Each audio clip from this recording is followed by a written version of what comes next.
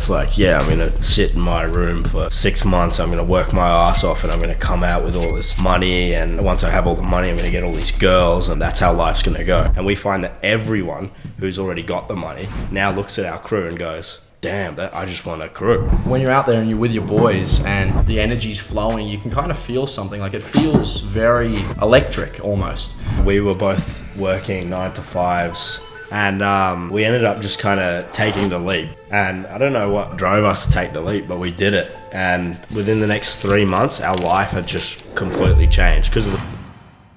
I think there's a stigma around being a lone wolf. It's like, yeah, I'm gonna sit in my room for 6 months, I'm gonna work my ass off, and I'm gonna come out with all this money, and once I have all the money, I'm gonna get all these girls, and that's how life's gonna go. But what people don't realize is that being a lone wolf makes it so much harder.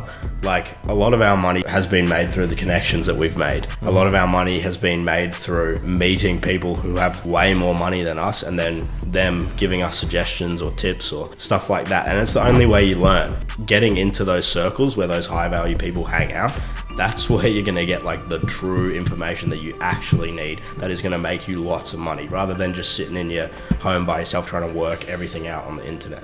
Like, connections are so much more important than people think, and they get that mindset that I'm going to be a lone wolf and I'm going to do this and this and this, and then I'll get girls, and then I'll get this, and then my life will be great. But then you get out, you've got all this money, where do I go? What do? I don't have friends to travel with, I don't have people to go do fun stuff with. It's like, you know, I've got the money, what do I do now? And we find that everyone who's already got the money now looks at our crew and goes, damn, I just want a crew. Like, oh, what am I doing now? For me, I've known for probably 10 years that everyone does better in a crew. Like, men in general do better in a group, at least a small group. But I think with men now, to be in a crew, you have to be a friend. And it's not just something that you're just fucking born with. A lot of guys think that they're just like automatically have all the traits to be a friend, and a friend means you have to add value. It's not the friend that just wants to sit around and play FIFA, calls you over to play games or just like hang out. You have to be a value adder, and that can be added in many ways. You know, it doesn't mean that you need to be a multi-millionaire. It just means, you know, that you're creative and that you see things that are lacking in your friends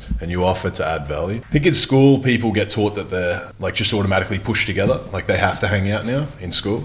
But now, you know, once you leave school or once you leave college and once you leave a workplace, you're not really pushed together anymore. So it's really like getting chucked in the deep end, and if you haven't learnt those traits, or you aren't exposed to that network, or you don't have the means to meet men that you want to meet, or the value, because when you've got a crew, you're very careful who you include. Like with us, I know that we would be very careful to just introduce new people. The part of the crew's strength is exclusivity. If it's just for everyone, then it's really for no one. I think as well, when you come out of high school or college or university or something like that, I think the way that society's set up now is kind of set up to separate men from banding together. And I think we can all agree is when you're out there and you're with your boys and the energy's flowing, you can kind of feel something. Like, it feels very electric almost.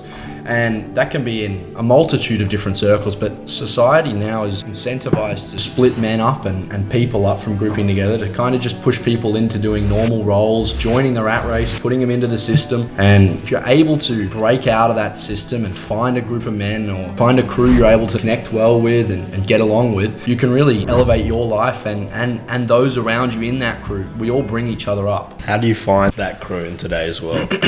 It's almost impossible to find them in real life. Like, how often have you ever come across someone in real life walking the streets, like through your job, through sport, or through something like that? How often have you come across someone who you're like, yeah, this person is on the same page as me. They're ambitious, they're driven, they want to live the same life as me. That like never happens. Or it's in one field. Like, you go to a fight gym and someone's like, oh, I just want to fight. That's all I want to do. Yeah. But you're like, but what about money and all these other things? They're like, I just want to fight. Or you go to work or employment and that's all they want to focus on. Money, money, money. But then the rest, you're like, but you know, we want to not have to work so that we can still go out and enjoy all these trips, like go to Marbella, we want to go to Dubai, we want to go to Prague, we want to do all these things. We don't just want to like be locked in one specific location.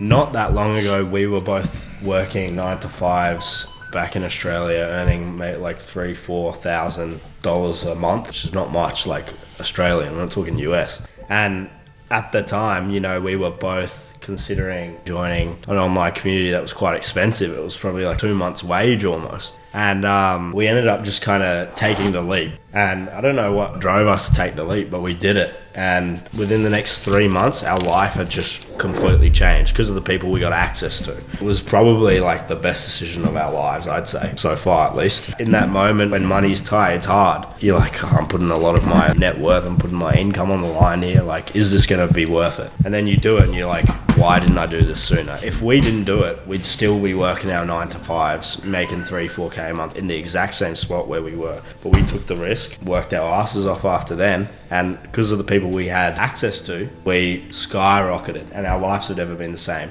And then we met you guys, we met all our friends. We can go to any city in the world, we have friends. We can need anything done, any connection, we've got someone for it now. And that's because we decided to take that leap. The power in online communities is just unreal. You get access immediately. The reason why those masterminds you were talking about are so expensive is because it's a barrier to entry. That's all it is. They want people who are actually going to take it seriously. If I spend $10,000 on a mastermind, I'm going to take it seriously. It detracts from the group's value. If it's cheap, you're going to get people that just, like you said, take the piss. People aren't taking it very serious. There's people there that probably shouldn't be there. People are kind of like, oh, it was $50, so I just came anyway. When you take that leap, I guess, I was still living with my parents. He's like, I'm moving overseas with some of these boys I met. I'd been in for 2 months and I'm like, all right, I'll come. I just packed a bag, put my life in a suitcase and was like, fuck it, I'm going. Shows you're serious though, right? When you do something. It's like all a about rerouting. having that skin in the game, you know.